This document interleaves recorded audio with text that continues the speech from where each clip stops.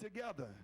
So when I looked at Isaiah, the beginning of his prophecy and how God lays out his case, I recognized that his problem with the people of God is that they refuse to listen. Not only is their problem about listening, but they decide they're going to go in the opposite direction. Come on, Jonah, and help us that you cannot run away from God. Some of you will remember that when God told Jonah to go preach, Jonah decided he's going in another direction to try to do something else. And God allowed him to go to the depths of this world until he could get himself together. And maybe, just maybe, I'm not the only one who has been as low as I think life can possibly take you. Am I by myself in here? No. And so it is, sisters and brothers, that God says, when you try to run, I got to let you hit rock bottom. Ooh-wee. When you try to run, I have to let you hit rock bottom so that you can come to yourself and get back on the right track. And so it is. And so it is. Our text today is only meant to get our minds back on the right track so that God can take us to the places that he wants for us. Here's the problem. The reason many of us have shut down is because we don't believe in destiny. But let me help you today, baby. Just as sure as you are his child, God has a plan and a purpose for your life. That's destiny. Somebody say destiny.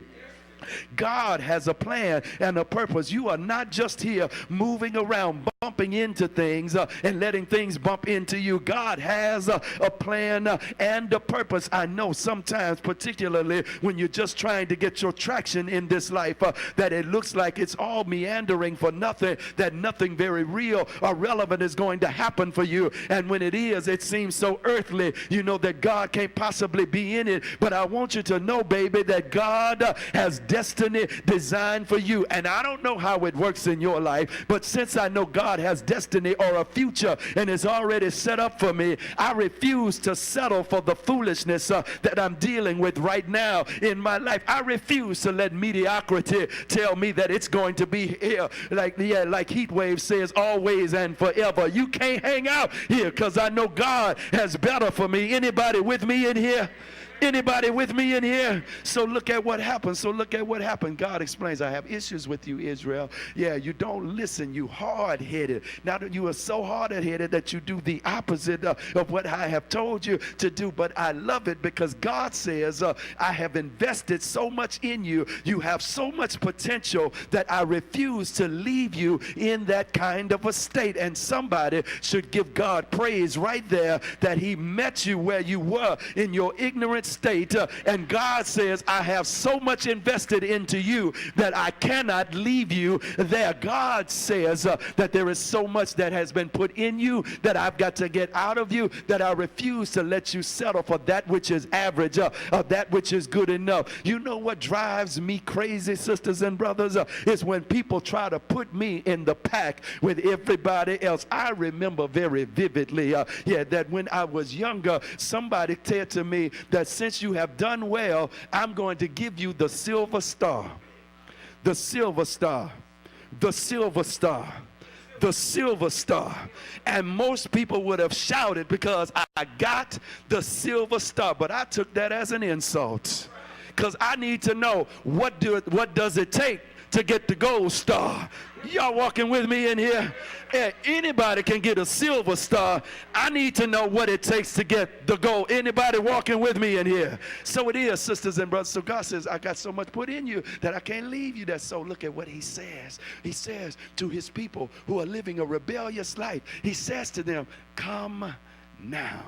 Pause right there. It blessed me. It blessed me when I realized that in order to walk in the things of God, I've got to be willing to let go of some of the stuff that I have right now. And let's tell the truth. Some of this stuff is good. Okay, y'all gonna get quiet on me? Not only is it good, but it's good to me. Makes me feel good about myself. Can I bless you today? You know me, sometimes I say too much, but I'm just trying to keep it real with you. In the flesh, so here's how it works for me. What I do for Sunday is I prepare 2 sets of notes to get 3 sermons. 2 sets of notes to get 3 sermons. And I got to admit to you, it's not easy, but you know what? I kind of like it when people say, boy, I never knew that you could preach one thing in the morning and come back and preach something else in the evening. It kind of give me the big head. See, I know y'all holding, y'all don't need to, but y'all need to pray for your boy, because what happens with me is even though I know the Lord is in this thing, it lets me know, hey, they think something special of me. They think I'm a little, there must be something about. So here's how God broke me down this week. So I'm preparing and I'm trying to find, okay, so what's going to be the other text? I know the Isaiah text is going to bless them, but God said, that's the one I want. And I said, but God, that's the same text. And God said, that's the one I want. And I said, but God, I know you got something else. So I'm flipping through the Bible. 1 hour passes. 2 hours pass. I'm still flipping, trying to find something else. And God said, but that's the one. Somebody's walking with me in here. So it let me know, get this, it let me know that, Errol, you got to be willing to let go of your plan. You got to be willing to let go of people patting you on your back, telling you of what a great preacher you are, and just walk in the things of God. Now, that's my little story, and I know you're rolling your eyes at me. I don't even much care, because I know I'm walking in the will of God this morning. And some of you who are trying to look down your nose at me right now, you're not walking in God's will, because God told you to do one thing, and you did something else. Are y'all with me in here? Verse 19, you ought to circle that one, Bible readers. He says, but you have to listen. You have to do what you hear. You have to listen. If you will and if you are obedient is what it said. You have to listen. And God says, then I'll clean you up. God says, then I'll move you into the kingdom rest, such that the very land, you missing that. The very land. He ain't talking about your boss, the very land, not pastor, not the church, not bishop, not reverend, doctor, apostle, so-and-so. He said the land will bless. It'll come up on you. In fact, Deuteronomy 28 says this about you, that the blessings of the Lord will overtake you. Boy, I wish you believed that. I wish you believed that. The blessings of the Lord will overtake. Why? Because you can't escape the land.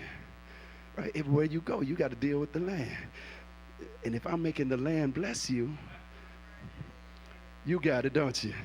If I'm making the land bless you, everywhere you go, you walking up on a blessing. Because the land is where what I'm using to bless. Does that make sense to anybody? Is that helping anybody? Is that helping anybody? Okay, so look. The word has gone forward. And I want to pray for you. I want to pray for you because I know just as sure as you got the word, the devil comes along and tries to steal the word. It's not that the seed is not good. It's not that the soil of your heart is not good. But I recognize in this day and age that what happens is that the devil comes along and try to get the seed before it produces good fruit. Check Isaiah chapter 1. Check the language that he uses. He said, God says, especially in King James, he says, I'm going to make the land produce. I'm going to make the land produce. Isn't that a blessing to know that God will pull stuff out of in order to put it into your life? Production for you today.